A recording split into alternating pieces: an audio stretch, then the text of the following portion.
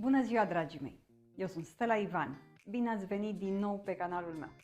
Astăzi o nouă rețetă. Voi face un tort de ciocolată pentru că nu am mai făcut de ceva vreme o prăjitură cu ciocolată, așa că m-am gândit să fac un tort cu ciocolată. Un tort mic, ca de obicei cum fac eu, dar important este ideea să vedeți despre ce este vorba. Dragii mei, încă o dată țin să vă mulțumesc tuturor pentru efortul vostru de a mă susține, vă mulțumesc din suflet. Îi rog pe cei care încă nu s-au abonat și mă privesc să se aboneze. Este gratis, nu costă absolut nimic. În felul acesta mă puteți ajuta să merg mai departe cu acest canal. Dragii mei, haideți acum împreună cu mine să vedeți despre ce este vorba și ce îmi trebuie pentru a face acest tort cu ciocolată astăzi. Haideți cu mine! Acestea sunt ingredientele care îmi trebuie mie pentru blatul acestui tort, pentru rețeta de astăzi, și anume 4 ouă, 90 de grame de făină, 30 de grame de cacao, 120 de grame de zahăr, 7 grame de praf de copt, un pic de sare, 40 de ml de cafea instant am făcut eu și un pic de esență de vanilie. Acestea sunt ingredientele pentru blat. Vom avea nevoie de foarte puțin sirop făcut cu apă și zahăr, după care vom face un ganaș de ciocolată cu frișcă, iar pe deasupra o simplă glazură cu zahăr. Este un tort foarte, foarte simplu. Deocamdată fac blatul. Și așa că o să încep să sparg ouăle.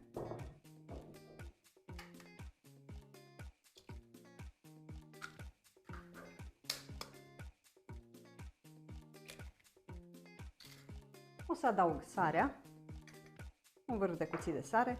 O să mixez ouăle cu sarea și zahărul, după care adaug toate celelalte ingrediente. Foarte simplu.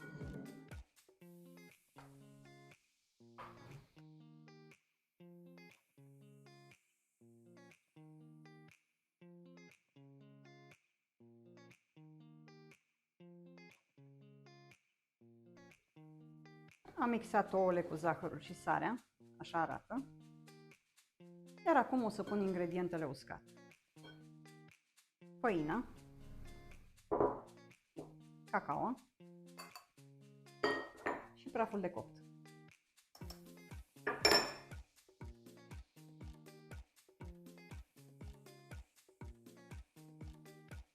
Și acum, cu mișcări ușoare de jos în sus, să nu iasă tot aerul, amestec ingredientele uscate cu cele lichide.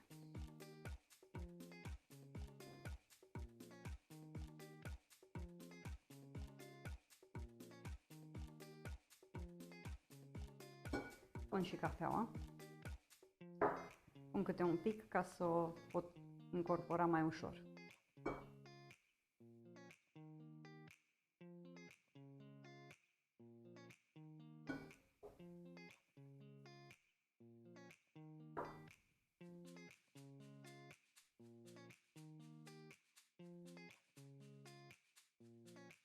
Pun și esența.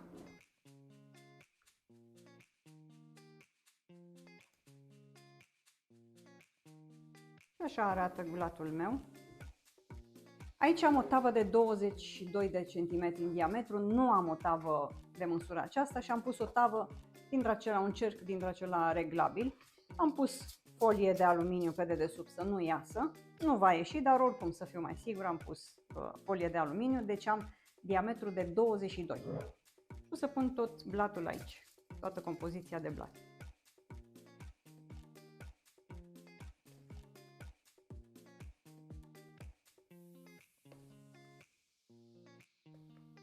Așa arată compoziția mea de blat.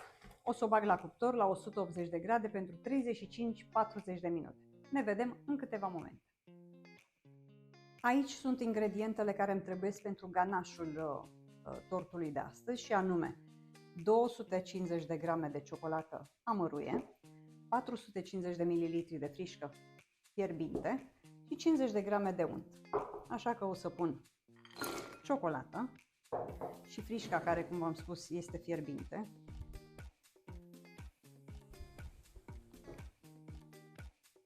O să amestec un pic.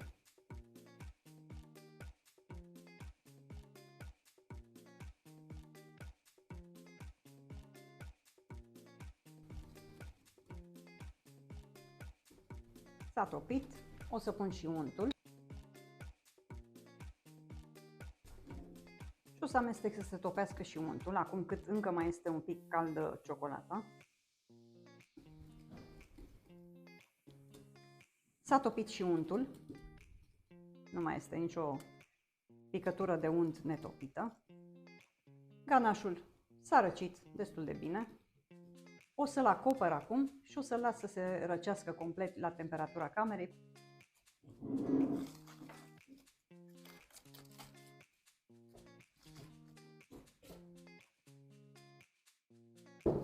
Între timp o să fac și siropul. Și am 80 de grame de zahăr, 3 grame de cafea instant și 70 de ml de apă. O să pun totul la fiert și se va forma siropul, nimic mai mult. Am pus siropul la fiert, când va da în fiert și se va topi zahărul, o să-i sting focul și o să-l las și pe el la răcit. Deja începe să fiarbă, zahărul s-a topit, așa că îi sting focul și îl pun la răcit. Am scos blatul din cuptor, s-a copt, l-am ținut în jur de 35-38 de minute, o să-l las la răcit, iar când va fi rece o să continui cu rețeta. Ne vedem în câteva momente. Blatul s-a răcit, o să trebuiască să-l porționez acum și o să iau în primul rând crusta aceasta de pe deasupra, pe care la final o voi folosi, să vedeți, ca și ornament. Și acum voi porționa în 3 părți egale.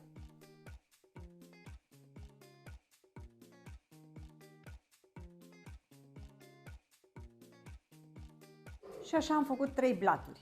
Iar acum o să încep să ornez tortul. Uitați-vă cât de moale, cât de aerat este blatul. Iar acum o să încep să pun din sirop, foarte, foarte puțin. V-am zis, e mai mult de gust decât de a fi însiropat acest blat. Și așa că o să încep foarte puțin sirop și o să pun. După care vin cu ganașul. Ganașul meu s-a răcit și s-a întărit destul de bine, după cum vedeți. Așa că o să pun o parte din ganaș.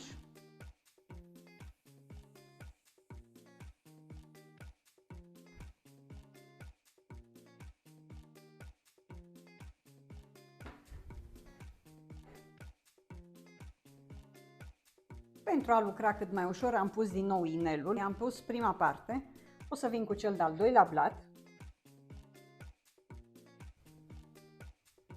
La fel, îl voi însiropa și pe el destul de puțin, nu foarte mult. Pentru că blatul este foarte, foarte aerat și foarte moale.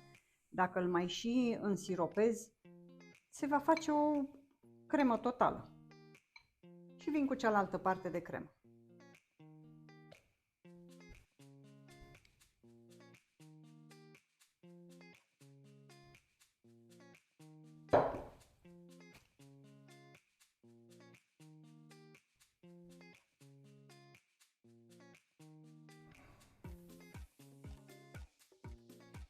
Am făcut încă o parte și pun ultima parte de blat.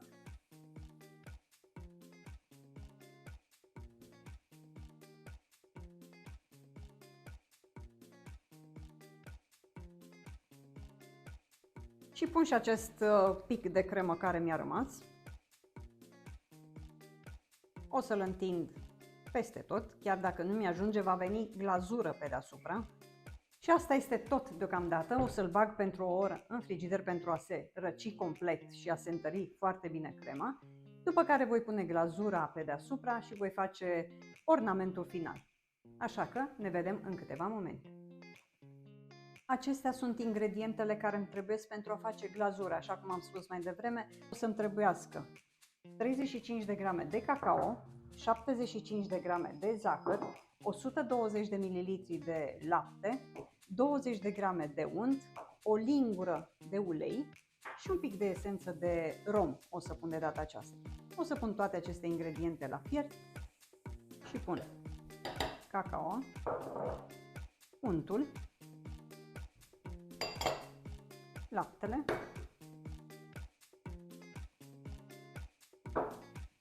zahărul și ulei. O să pun tot acest amestec pe foc, o să-l dau în fiert până când se va topi zahărul.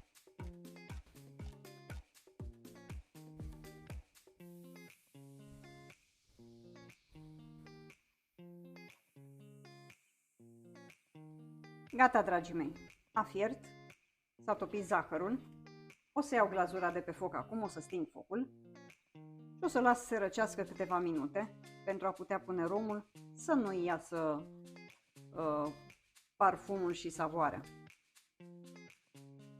După cum puteți vedea, am transferat tortul de pe platou pe acest grătar pentru a nu curge pe platou glazura, iar acum o să pun un pic de esență de rom, foarte puțin, câteva picături.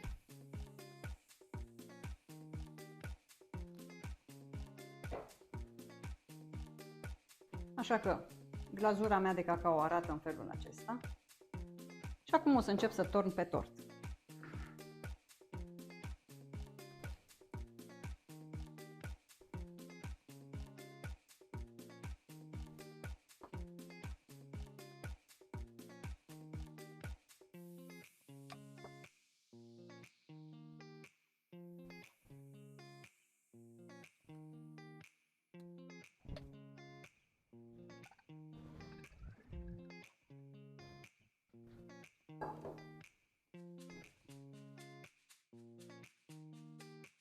O să las un pic să se scurgă peste tot excesul de glazură.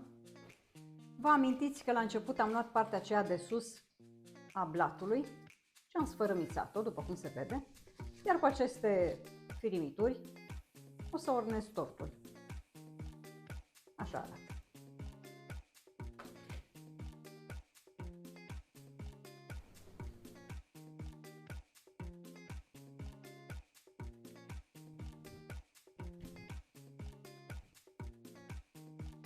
Așa arată deocamdată tortul meu.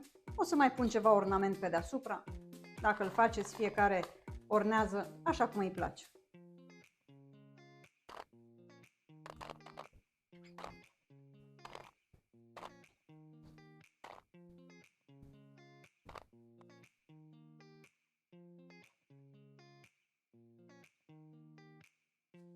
Așa arată tortul meu deocamdată.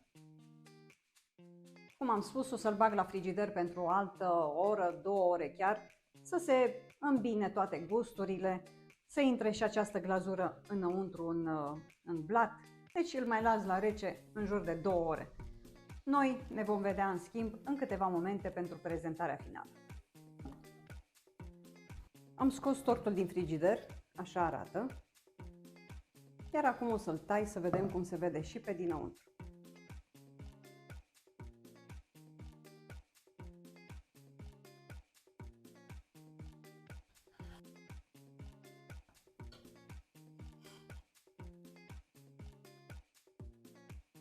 După cum vedeți, am tăiat tortul, așa se vede și pe dinăuntru.